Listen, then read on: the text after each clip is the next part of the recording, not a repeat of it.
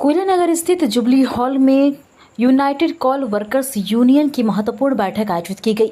बैठक में कुलियांचल के विभिन्न क्षेत्रों से आए सैकड़ों श्रमिकों एवं संगठन पदाधिकारियों ने भाग लिया। बैठक का मुख्य उद्देश्य श्रमिकों के हित, अधिकार, सुरक्षा और संगठन की मजबूती पर विस्तृत चर्चा करना था। इस दौरान मजदूरों की वर्तमान समस्याएं, कार्यस्थल पर सुरक्षा उपाय और भविष्य की रणनीति पर गंभीर मंथन हुआ। यूनियन के प्रमुख नेताओं ने कहा कि संगठन का संकल्प हर मजदूर के सम्मान, अधिकार और बेहतर भविष्य के लिए निरंतर संघर्ष करना है। बैठक की सबसे बड़ी उपलब्धि ये रही है कि सैकड़ों श्रमिक साथियों ने अन्य संगठनों को छोड़कर यूनाइटेड कोल वर्कर्स यूनियन पर अपना विश्वास जताया और सदस्यता ग्रहण की। नए सदस्यों का संगठन परिवार में हार्दिक स्वागत किया गया। इस अवसर पर बाघमारा विधानसभा के विधायक शत्रुधर महतो मुख्य रूप से उपस्थित रहे। उन्होंने श्रमिकों को संबोधित करते हुए कहा कि मजदूरों की एकजुटता ही उनकी सबसे बड़ी ताकत है। विधायक ने यूनियन के प्रयासों की सराहना और हर संभव सहयोग पर भरोसा दिया। 1 जुलाई को हम लोगों ने तय किया है कि मांग दिवस के उपलक्ष्य पर अपनी आवाज बुलंद करेंगे। सभी को दिशा दी गई है, निर्देश दी गई है कि अपने अपने प्रोग्राम में, अपने एरिया में मांग दिवस पर अपनी आवाज रखें, आवाज बुलंद करें और 4 लेबर कोड जो केंद्र द्वारा लागू की गई है उसे व्यस्त करने की बात रखी हम लोग करेंगे। 4 लेबर कोड जो जरूरी है, लोग किसी विषय पर उस 4 लेबर कोड नहीं माने जा रहे हैं।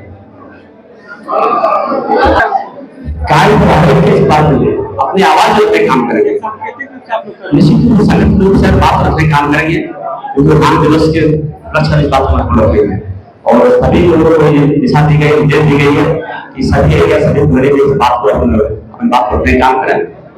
और सबसे बड़ी बात है कि 12 बजे तक समझौता जुलाई लागू होना है। आज की डेट में चाहे सरकार हो चाहे कोई प्रबंधन हो, कोई हक नहीं है, उनकी मंशा साफ नहीं है। वो हमें लग रहा है कि 12 बजे समझौता लागू करने के पक्ष में नहीं है, जबकि वो मजदूर के साथ अन्याय होगा, मजदूर का हित की बात नहीं हो रही है। हम लोगों ने बात को काम किया, हमारे अध्यक्ष की बात पे काम किया कि जल्द से जल्द 12 बजे समझौता लागू करो और 4 लेबर कोड वापस आया है निरस्त किया जाए। आपके संगठन से जुड़े जो कर्मचारी सब काम हो जाएंगे, लेकिन हमारी बात करने का अधिकार किसी को नहीं है, कोई बात कर सकता है। जो भी लाया गया है केंद्र सरकार द्वारा ये प्रबंधन हुआ उसी में विरोध कर रहे हैं और मिलकर लोगों की है, मिलकर लोगों की है तो विरोध करके हम लोग एकजुट होंगे और सब मिलकर काम करेंगे। 1 जुलाई का आपको कार्यक्रम आप बात कीजिएगा, बीएमओ से बात चल रही है, हो सकता है अभी आ जाए, चूंकि ये मजदूर की बात है ना, मजदूर का अधिकार की बात है, मजदूर के हक की बात है, हो सकता है अभी समय से पहले आ जाए। अभी तो वो नहीं है, लेकिन हमें लगा है कि वो भी इस मजदूर का हक की बात है, निश्चित रूप से भी हमारे साथ करेंगे, निश्चित रूप से हमारे साथ आग्रह करेंगे क्योंकि सारे यूनियन सब मिलकर हम लोग इस बात को काम करेंगे। मैं पूरा उम्मीद है कि समय से पहले बीएमएस के भाई भी हम सब लोग हमारे साथ आ जाएंगे। धन्यवाद। मांग तो लंबा छोड़ा है मगर अभी 2 माह 1 जुलाई को पूरे कोल एरिया के सभी कंपनियों में और तेलंगाना की जो कंपनी है सिंगरेनी कोल कंपनी, उसमें हम मांग दिवस मनाने जा रहे हैं। प्रदर्शन, धरना, जो भी हो, इन यूनिफॉर्म नोटिस राइट मांग दिवस मनाएंगे हम। इसके लिए अभी तक वैसे हमारी बातचीत बीएमएस से भी हुई थी 5 जून को कलकत्ते में, बीएमएस सहमति दी थी मगर बीएमएस बाद में पलट गई। अब यह 3 है, AITC, SMS और C2 तीनों मिलकर के हम 1 जुलाई को पूरे देश में मांग दिवस मना रहे हैं। दूसरा है AIR को मजदूर विरोधी है, मालिक पक्षी है।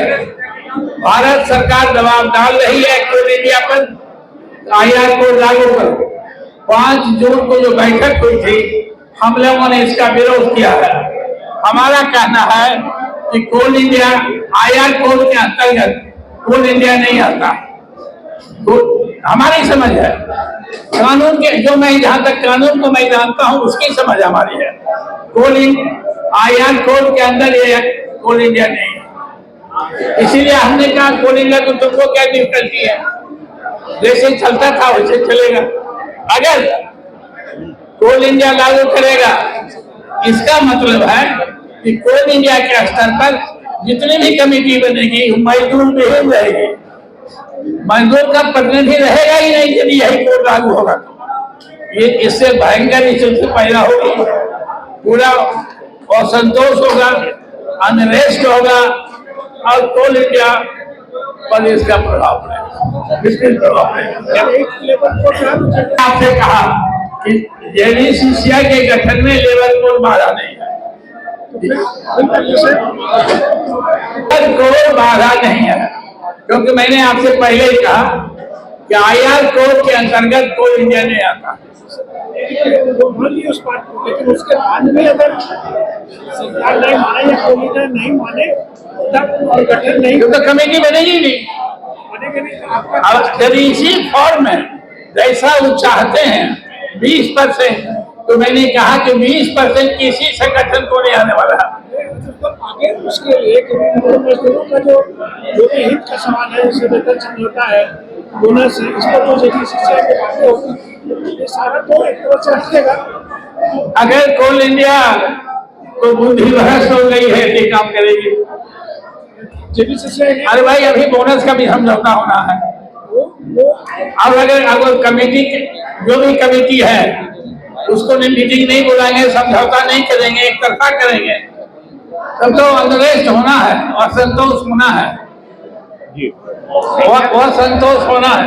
जब कोल इंडिया नया आईआर कोड में कोल इंडिया आता नहीं, मेरी समझ है, आपकी समझ के हाँ, नहीं आता है, हाँ। तो फिर आप गरीब क्यों हैं, चिंतित क्यों हैं आप? बहुत चीजें नहीं, जब ये लागू ही नहीं होगा, जब कोल इंडिया में आता ही नहीं है आईआर कोड में, भाई वो नहीं मान रहे, वो नहीं मान रहे। नंबर 1, हाँ। नंबर 2, अगर ये कोल इंडिया इसको लागू कर भी देता है, क्या स्थायी कमिश्नर का जो है लगातार जो है वो वैकेंट जा रहा है, तो उसको लेकर भी आप लोग बात करें। अब उसके लिए भारत सरकार उपाय कर रही है, कुछ अभी इंटरव्यू बुलाया है, कुछ लोग एक आध आदमी का सिलेक्शन होने वाला है। इंटरव्यू बुलाया अभी भारत सरकार अस्थायी आयुक्त नियुक्त हो इसके लिए प्रयास कर रही है। कोई आ ही नहीं रहा, मिल ही नहीं रहा, कोई ये नहीं करेगा। नहीं एक आध आदमी मिला है, कहाँ मिला है? हेडक्वार्टर तो धनबादी है, नहीं हेडक्वार्टर तो धनबादी है, लेकिन वैकेंसी तो रांची के हो गया है। Labour code